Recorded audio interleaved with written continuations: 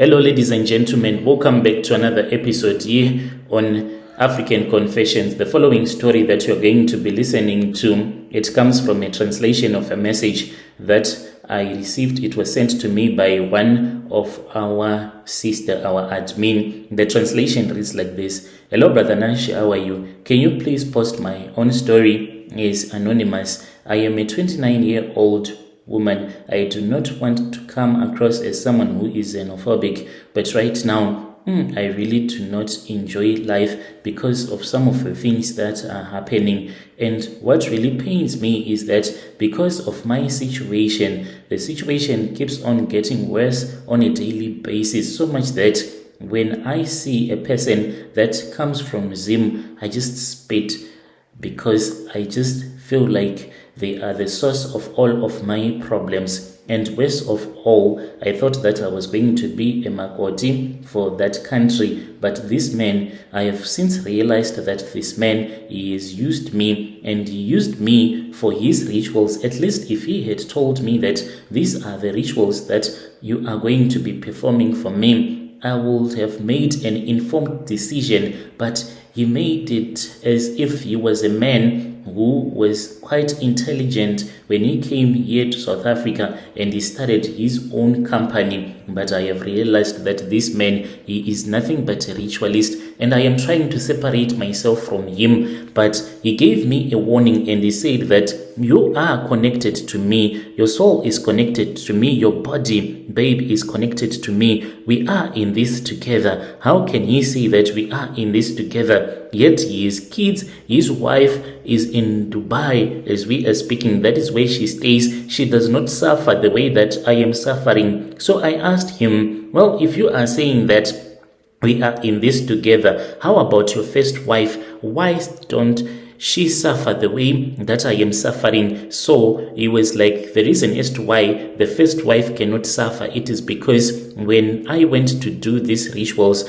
I informed my wife about these rituals, dedicated her life as well to the shrine of the traditional healer wherever he went to. And any woman that will come after her has to bear the burden. And he was like, were you going to love me if I do not have money? And I was like, yes, I was going to love you. And he was like, no, it is a lie. You were never going to love me if I do not have any money. So this is how I met up with this guy. I was in college at that time when I met up with him. I was someone who never liked to go to groove and stuff like that. But there was a day when I had broken up with my boyfriend. So one of my friends said, you need to relax, you need to chill, let us go out. So we went out. I did not even have the intentions of hooking up with a man, but whilst we were there, like, I felt bored. You know, when you have been cheated on and when your boyfriend has dumped you, whenever you look and when you see people that will be enjoying life, being in relationships,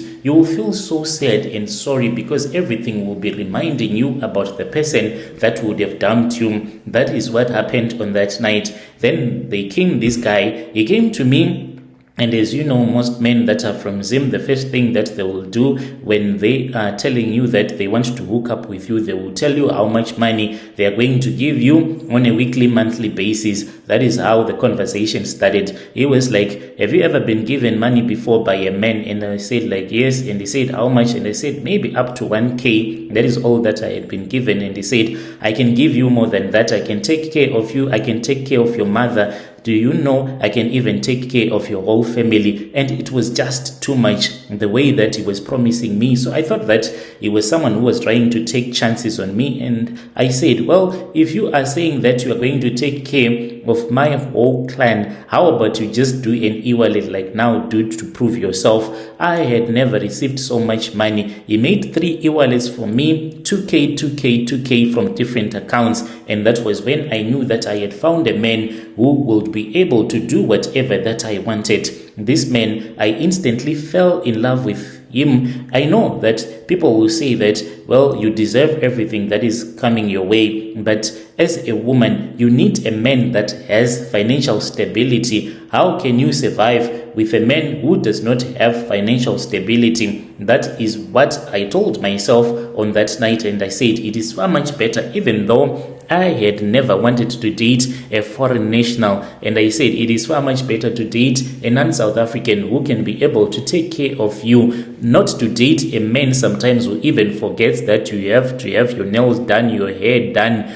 Then he wants like sex from you non-stop, constantly. That is how I started dating this guy. I dated this guy. He was taking care of me like he had promised me. I did not know that all of this money, it was coming from all of these rituals. So usually what happens is that underneath the bed at one of his apartments, when he goes there, like when he wants money, he has to take me there, and during the night, as we will be making love, as painful as it is, then under the bed there is a creature that comes. It will be bringing money, like bunches and bundles of cash. In the morning he has to take that money, and then some of the stuff that he has to do, you can find it to be gross. He does not eat like his feces as such, but he does not poop directly into the toilet directly. He takes a small 9-liter empty bucket, he pours some water in there, then he poops,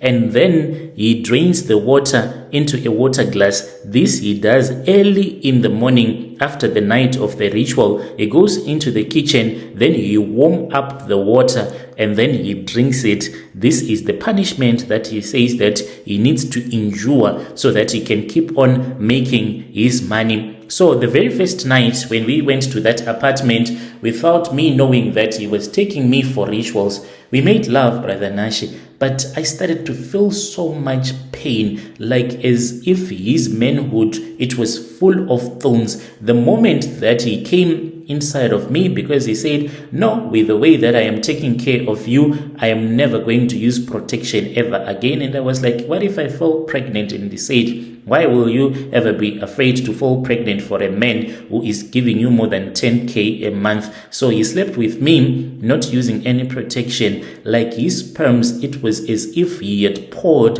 boiling water into my uterus. I screamed in pain.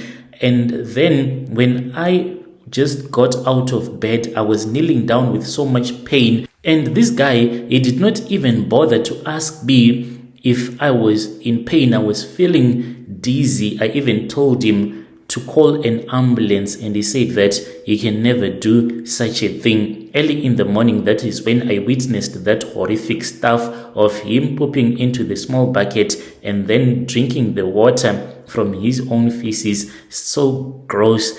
And the problem right now that I do face, Brother Nashi, I really need your advice, because whenever I sleep with this guy, I feel so much pain. And then there are these warts. It's not like they are genital warts like an STI. No, I went for several tests. He even took me to one of his friends who is a doctor. He took samples on my private part. Like a normal man would not want to sleep with me because of the warts that are on my private parts. They started to come out each and every time that we were performing these rituals. After he had revealed it to me that he is a ritualist, this is the punishment that I have to endure as well, because I came into his life when he had already gotten money. As for his wife, he said that the pain that she endured when they were a poor couple, so she cannot suffer anymore. Other women need to suffer on her behalf.